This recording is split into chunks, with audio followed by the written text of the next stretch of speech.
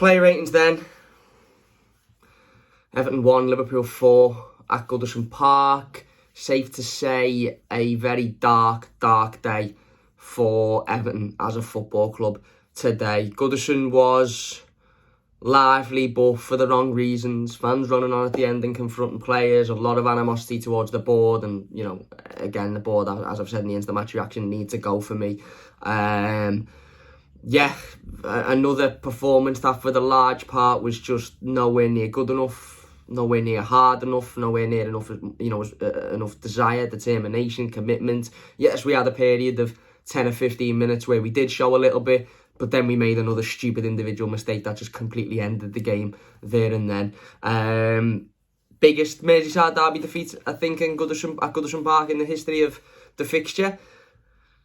And it was, let's be honest, quite simple for Liverpool tonight. As I said, other than that spell, they weren't at their very best, but they knew that Everton could have the ball for as long as they wanted. Everton could, huff and puff all that they wanted, but they'd always get counter-attacks and they'd always score, and that's what they did. And as I said before, I'm sick and tired of Everton coming up against these sides that we know are much better than us. We know have got an awful lot of quality. We know are very, very good, challenging for titles, challenging for leagues, and gift them opportunities, gift them chances, gift them situations to score goals from. It's a nonsense. It's an absolute nonsense. But anyway, we've gone through all of that in the instant match reaction. I was very ranty on Sunday after Brentford, screaming, shouting. I just don't have it in me today. Firstly, I've left a lot of it at Goodison. To be honest, I haven't stopped screaming for the last 2 hours. But secondly, I almost look and think, where are we going as a football club? It's just soulless. There's no plan. There's no identity. There's no, it's not Everton. It's just, at the moment, it just feels like purgatory. In fact, it feels like hell, not even purgatory. It's just, yeah, it is what it is. Anyway, let's get into the player ratings then. Jordan Pickford, I'm going to give him a 5 today. Actually, I think he made a couple of really good saves in the first half to deny Liverpool from extending their lead even further. Made a really, really good one from a close range shot that he got to. I think Sadio Mane had a header which bounced to him from a corner, and he managed to get over and save that as well. Was he at fault for any of the goals? I think he's certainly at fault for the fourth. You don't get beaten at your near post. You're a Premier League international goalkeeper. You simply don't get beaten at your near post. I think the Salah goal, probably not. I think that's Seamus Coleman's fault. I think we all know that. However, it wasn't the hardest shot. It was quite a tame shot. So maybe had he have stayed on his line a little bit longer, he'd have been able to get to it. But it was certainly a fault for the fourth goal. And yeah, it wasn't his greatest afternoon. It wasn't his greatest evening today as an Everton player, Jordan Pickford. But he wasn't particularly awful. Luca Dean is getting a 3 then. I've got a real problem with both of our fullbacks, to be honest with you. Neither of them can defend. And that's a massive, massive worry. Because when Luca Dean has gone a full season last season without scoring a goal, and okay, he got some assists, but we're already into December now, and he hasn't registered a single assist or a single goal, and we're coming to the conclusion that he's not great defensively, you have to ask yourself, what is he offering then? And yes, he got forward a couple of times, he won the ball back a couple of times, but for the most part, he was out of position. He was ran ragged by, Liverpool's wingers, which were to be expected. They're very good players, but I just don't think he was up to much today, Luca Dean. So he's getting a 3. Michael Keane, I'm going to actually give Michael Keane a 6.5 today. I actually don't think Michael Keane was that bad. To be honest with you, I actually think he put in a relatively good performance. I don't necessarily know if he's at fault for the first goal. I haven't seen it back. Second goal is Ben Godfrey completely running, allowing Salah to just run round him. Third goal is Seamus Coleman, and fourth goal is probably a mixture of everybody just saying, fuck it, we've given up. I actually think when having to deal with situations today, Michael Keane was relatively alright. He done well, he won things in the air, he won things on the floor, he made a couple of good interceptions when he needed to as well. And in that period when we were on top, if you would call it that, when we were threatening, he looked like one of our better players in that period. So therefore he's getting a 6.5. Ben Godfrey next to him is getting a 5.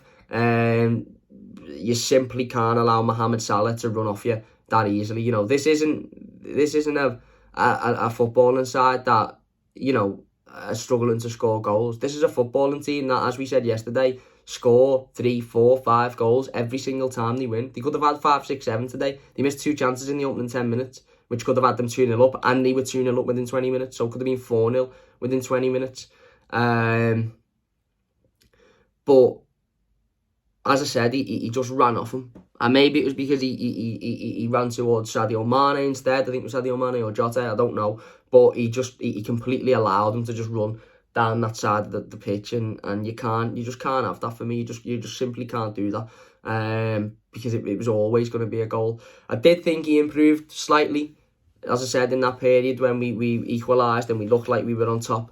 I thought he looked okay, made a couple of really strong challenges, sliding challenges, good challenges that I think got the crowd lifted and got the crowd moving, which was good to see as well. But overall, he was at fault for a goal at least, which you know, again is something that ultimately he gets marked down on. So yeah, Ben is getting a 5. Seamus Coleman at right back is getting a 1. I'm beyond the anger towards Seamus Coleman. I'm beyond the frustration.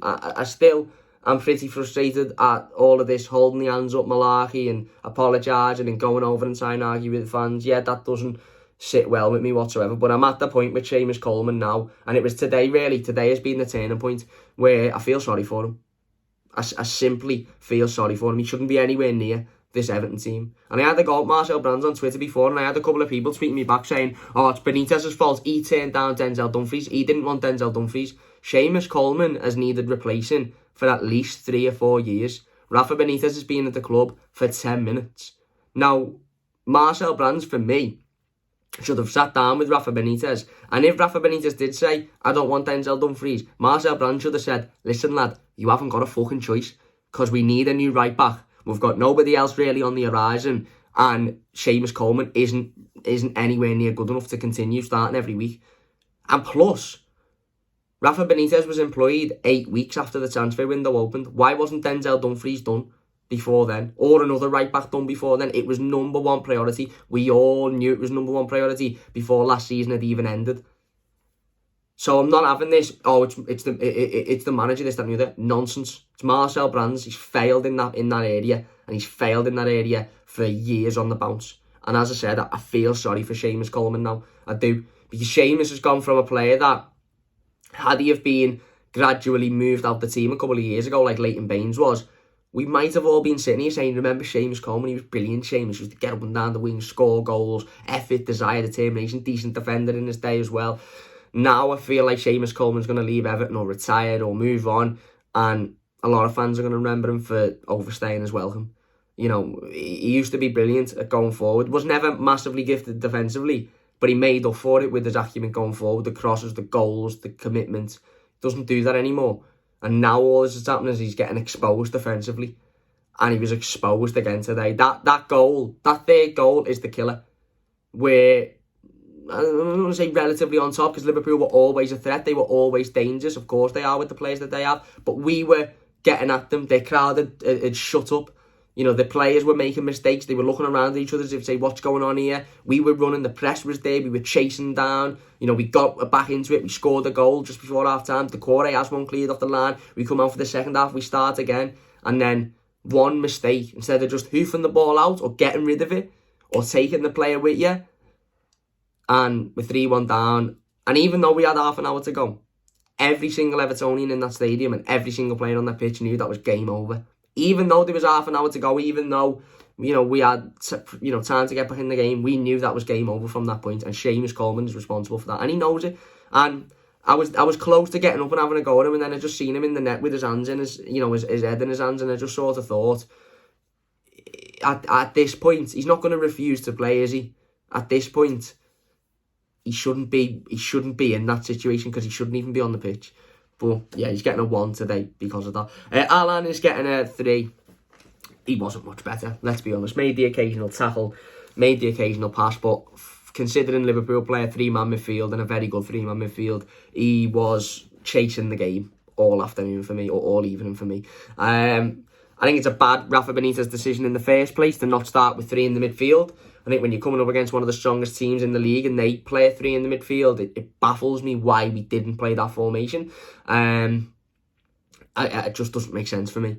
Doesn't make sense. And Alan, I thought today was caught just sort of running around, not really having an effect on the game.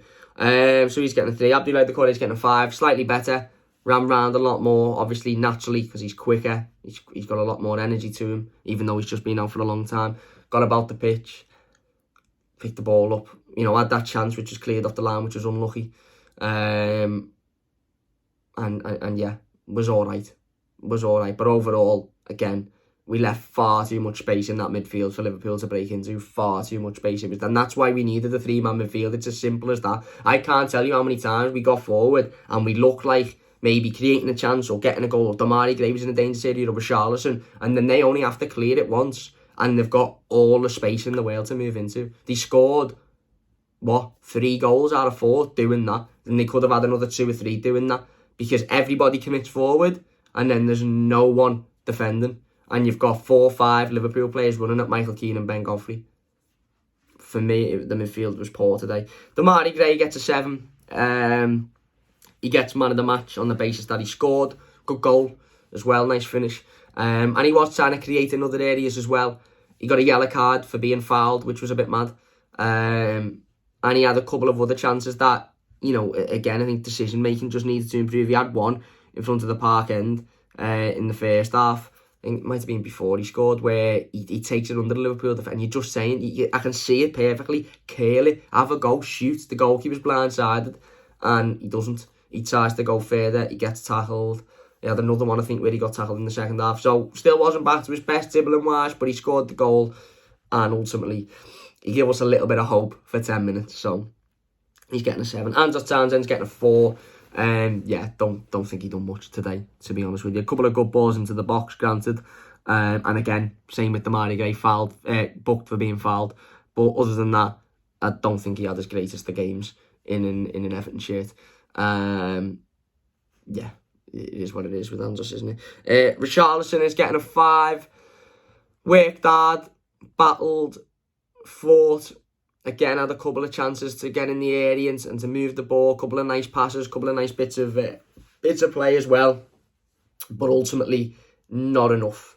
Didn't create enough. Didn't score. And I actually think we were much better as a team when Richarlison was on the wing. I think when Rondon come off and Richarlison went up front as a striker, the whole system just changed. The whole tactically just changed, and we couldn't keep up with it.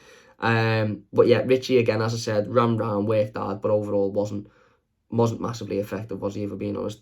And then Solomon Rondon, I'm going to give him a 6 today, to be honest with you. I think it was his best performance in an Everton shirt, and some people will disagree with this, and that's fine. You can disagree with it, to be honest. I'm not any big qualms with anyone that wants to disagree with it. I actually think the game changed when Solomon Rondon went off. Now, look, again, that wasn't as much of a sort of a tactical substitution, I suppose, because he was down, he was injured, he was obviously knackered. But I thought it was his best game in an Everton shirt. He was holding the ball up. He was causing a nuisance to himself. Yes, he wasn't scoring or creating or involved in that sense, but he was almost doing something that he hasn't done ever since joining Everton, and that was bringing the attention to himself, almost making the Liverpool defence think, we've got to get round him because he's big, he's strong, he's physical. And then that was allowing your Grays, Grays, Townsend, Richarlison to move off him and try and create through them, through the sides, because the attention was at Rondon. And to be fair, the ball got lumped up to him a couple of times, and he won it, and he took it down, and he controlled it, and he done well.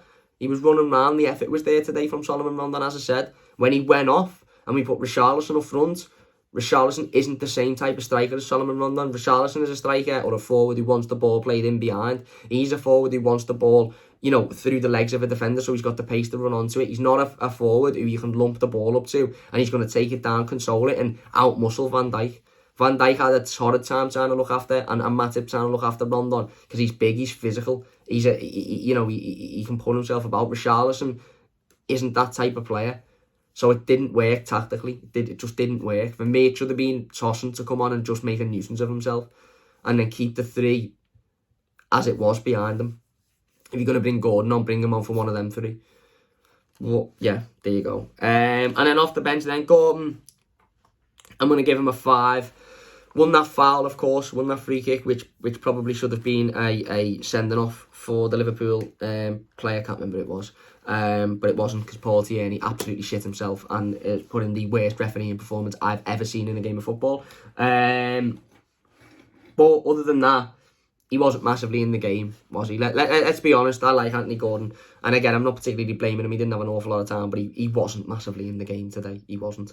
And then Cenk Tosun, I'm going to be honest with you, I wasn't even watching when Cenk Tosun was on the pitch at this point. I just had my head in my hands and I was sort of thinking, what the fuck have this football club got themselves into? So I'm going to give him a 5 on proxy that, he could have taken on 4 Liverpool players and hit the bar.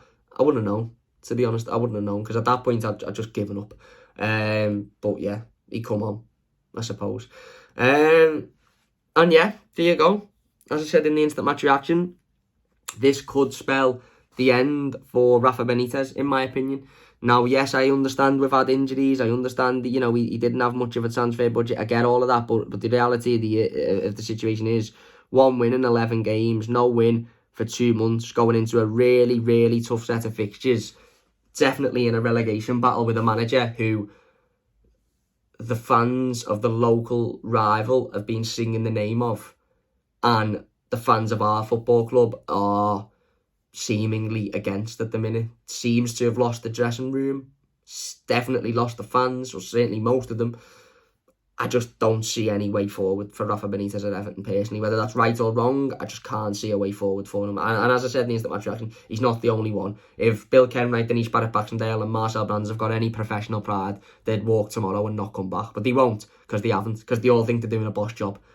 And if witnessing the biggest Merseyside derby defeat at Goodison Park in the history of the fixture is doing a good job, then this club is done for. Done for. Soulless, heartless, no identity, and I honestly don't know what to do anymore with Everton. But there you go. If you've enjoyed it, leave a like. Don't forget to subscribe if you're new. You can check out the instant match reaction if you fancy. Yeah, listen, I know people might have come on here for a rant and a rave and stuff, but firstly, I got a lot of my anger out at Goodison, and secondly, I'm at this point with Everton now where I just think I can't be arsed. And I'll still be there on Monday, and I'll still be excited and all of that sort of stuff. And I'll still be live tomorrow doing the review to this game. But it's embarrassing that. It's embarrassing. I feel sorry for the however many, I work with my dad, who's an Evertonian, and I work with a Man City fan. So I'll be all right tomorrow. I feel sorry for the countless amounts of blues that I've got to go into work and face the stick on behalf of them gutless shithouses. All of the young kids that have got to go into school and face the stick from the mates that ran, all them young kids that ran on the pitch, embarrassing us.